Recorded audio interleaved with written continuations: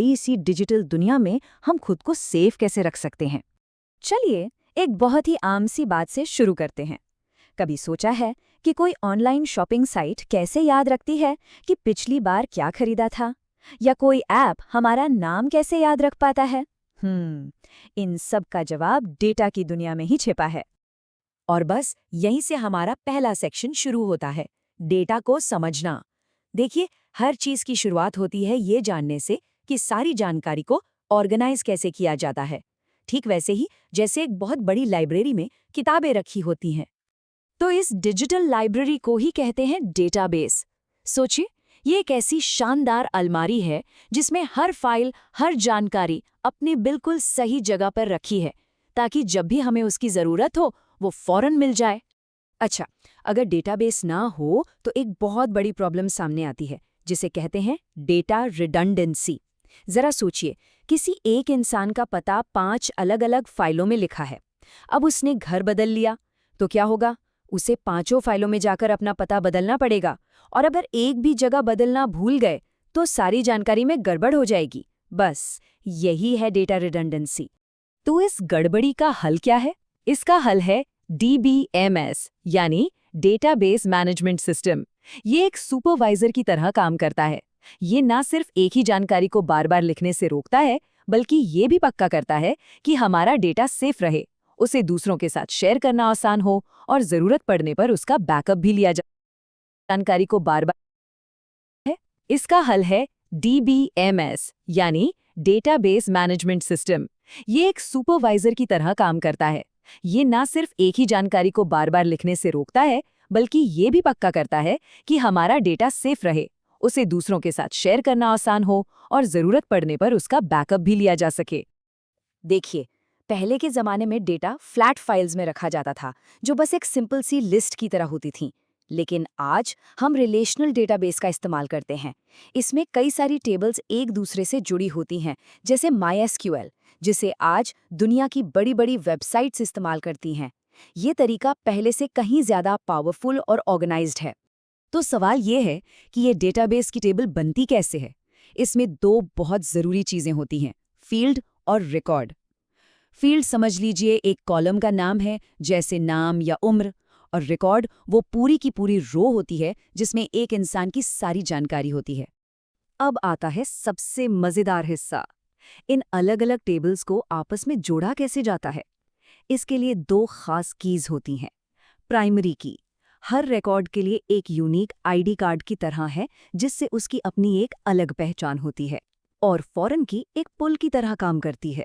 मान लीजिए एक टेबल में स्टूडेंट्स की जानकारी है और दूसरी में उनके कोर्स की, तो फॉरेन की स्टूडेंट की ID का इस्तेमाल करके इन दोनों टेबल्स को जोड़ देती है, ताकि हम ये जान सके कि किस स्टूडेंट ने कौन सा कोर्स लिया है। असल में यही कीज हैं जो बिखरे हुए डेटा को एक पावरफुल नेटवर्क में बदल देती हैं। चलिए, तो अब जब हमारी डिजिटल लाइब्रेरी पूरी तरह से व्यवस्थित हो गई है, तो ये देखते हैं कि हम उससे अपनी ज़रूरत की किताबें, मतलब कि जानकारी, निकालते कैसे हैं। डेटाबेस से बात करने के लिए एक खास भाषा होती है, जिसे कहते हैं SQL, यानी स्ट्रक्चर्ड क्वेरी लैंग्वेज। ये समझिए हमारी डिजिटल लाइब्रेरी के लाइब्रेरियन से बात करने का एक तरीका है। ये देखिए, ये SQL का सबसे बेसिक कमांड है। इसका मतलब बहुत सीधा सा है, इस टेबल में जो कुछ भी है वो सब मुझे दिखाओ। बस एक लाइन लिखनी है और लाखों रिकॉर्ड्स में से सारी जानकारी हमारी स्क्रीन पर आ जाती है। अब इतनी सारी जानकारी को अपनी ज़रूरत के हिसाब से देखने के 2 पॉपुलर तरीके हैं। सॉर्टिंग का मतलब है डेटा को एक खास क्रम में लगाना, जैसे नामों को A से Z तक लगाना, और फिल्टरिंग का मतलब है कि सिर्फ वही डेटा देखना जो हमारी शर्त पूरी करता हो, जैसे सिर्फ उन स्टूडेंट्स को दिखाओ जिनके 90% से ज़्यादा नंबर आए हैं। तो अभी तक हमने एक डेटाबेस की बात की, अब थोड़ा बड़ा सोचते हैं। देखते हैं कि ये सारे डेटाबेसेस और सारे कंप्यूटर आपस में जुड़कर वो दुनिया कैसे बनाते हैं जिसे हम सब इंटरनेट कहते हैं। अक्सर लोगों को लगता है कि इंटरनेट और वर्ल्ड वाइड वेब एक ही चीज़ है, पर नहीं, ये अलग हैं।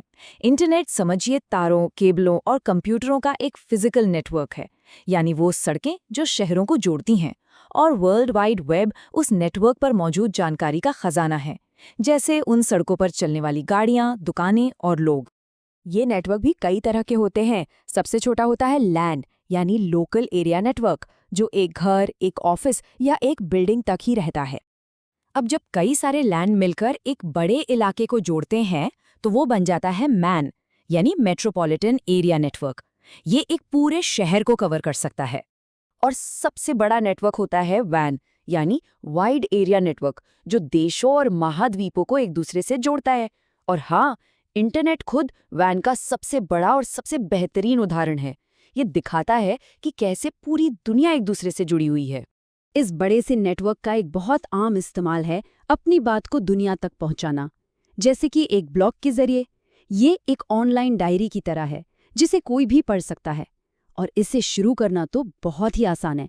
बस एक प्लेटफॉर्म चुनिए, अपना अकाउंट बनाइए, एक अच्छा सा डिज़ाइन चुनिए और लिखना शुरू कर दीजिए।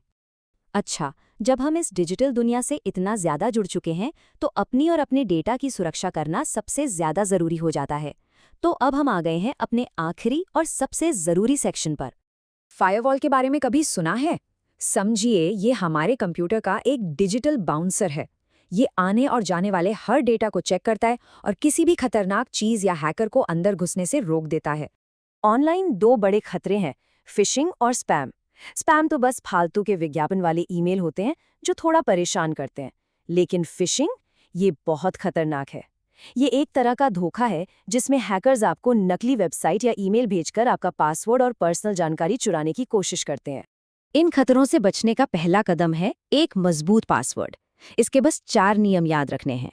कम से कम 8 अक्षर का हो, उसमें बड़े और छोटे दोनों तरह के अक्षर हों, नंबर भी जरूर हो, और हाँ, स्पेशल कैरेक्टर जैसे @ या हैशटैग तो होना ही चाहिए। पासवर्ड के अलावा कुछ अच्छी आदतें अपनाना भी बहुत ज़रूरी है। जैसे हमेशा वेबसाइट के एड्रेस में HTTPS ज़रूर देखें, अपना OTP कभी किसी से शेयर ना करें, एक अच्छा एंटीवायरस सॉफ्टवेयर इस्तेमाल करें, ऑनलाइन परेशान करने वालों को ब्लॉक करें, और हाँ, काम खत्म होने के बाद हमेशा लॉग आउट करें। तो आज हमने डेटा, कनेक्शन और सुरक्षा के बारे में काफ़ी कुछ सीखा। अब असली सवाल ये है कि अपनी डिजिटल सुरक्षा को और बेहतर बनाने के लिए आज पहला कदम क्या उठाया जाएगा? शायद किसी पुराने